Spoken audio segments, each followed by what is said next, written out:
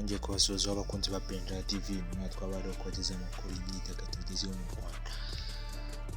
Mugiye kubana nanjye mu kiganiro The Content Live wahita The Benjamin aka Young Miri.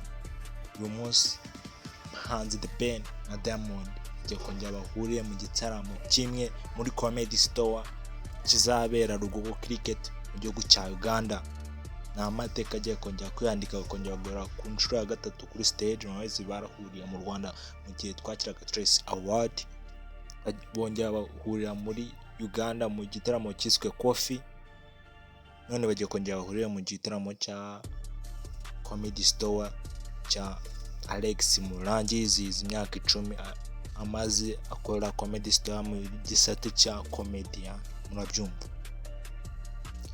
kiganiro muri kujyamo kamwe The Content Live, kiganiro cy'imyidagaduro cyane mu Rwanda. Hanze Diamond yabitangaje abinyujije kuri Instagram yiwe yerekana tour agiye gukora zenguruka ibihugu byo mu Afrika, hari n'ikindi azakorera mu Rwanda. Ariko hari icyo ngicyo yatangaje, muri ibyo ngibyo hari n'icyo yatangaje azakorera mu Uganda, ariko Ben byarangiye afishi isohotse bigaragara yuko icyo gitaramo bazajya uhuriramo n'abanzi banini mu Bugande bagerayo ubuzima bugahagarara. Niyo mpamvu Alex Murangi nyiri Comedy Store aba yabiyambaje, kuko ni abantu bagera mu Bugande bafatwa nk'abami. Abantu benshi bakwanga ati kuki adafashe Bruce Melody barwa gukora indirimbo bice bigacika pom pom, ariko izina The Ben afite mu Bugande rirutika Bruce Melody, izina Diamond afite mu Bugande rirutika y'abandi bari bo bose. Niyo mpamvu aba yiyambaje abo bahanzi ko ni n'inshuti ze banagiranye ubufatanye, nyine ni abantu bumvikana bitagoranye, ni abantu b'inshuti za hafi bubatse umubano. Gukora subscribe kuri Benja TV kiganiro muri kujyana The Content Live muri uyu mwanya. Hanze rero Diamond yabitangaje ko azagerayo performing azahorera ku rubyiniro na Diamond na The Ben.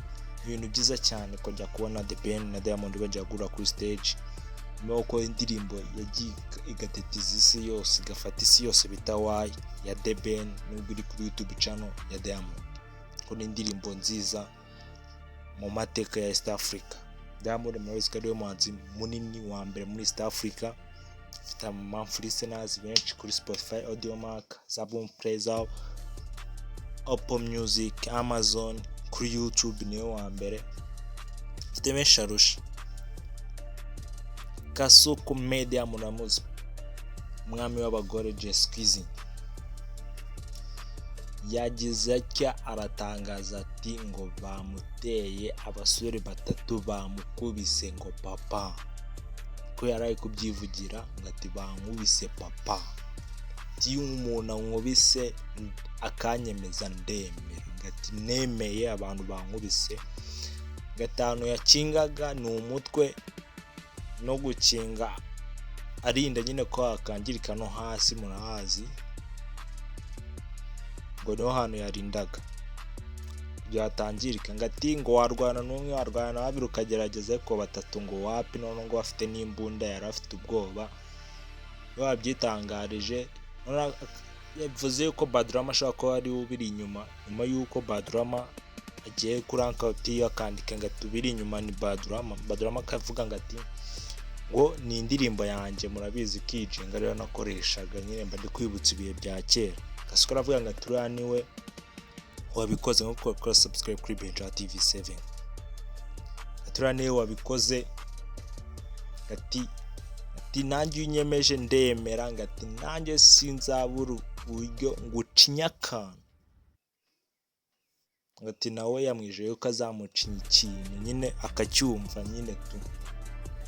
Ni Kasuku Media muramuzi Jess Quizzy umwami w'abagore ebana yemeye ngati bamukubise papa, tinkubise ndemera ngati ariko nawe ngamwitege. Bamwohereje abantu ahantu aba muri apartment muri Arizona, mu mujyi wa Arizona muri Leta Zunze Ubumwe za Amerika. DC Crema muramuzi ni umunyamakuru man of the match wakoraga ku isibo afite na YouTube channel bita DC Clement TV ya DC TV. Abizi yuko DC Clement amaze iminsi afunzwe kurikiranyweho ibyaha bitandukanye. Kuri 20 z'uku kwezi kwa kane nibwo arajya mu rubanza kuburana mu mizi ibyo byaha 5 ashinjwa. Mu musengere abantu mumwereke urukundo, mumwereke ko muri hafi. Umunyamakuru mwiza cyane muri industry nyarwanda cyane cyane ya showbiz. Kiganiro The Continent Live nyamiri kujya kuri Benja TV. Ikiganiro cyacu nakagaruka mu mukurikije nanjye The Benjamin aka and me. Ciao ciao. Ikiganiro cyacu nakagaruka.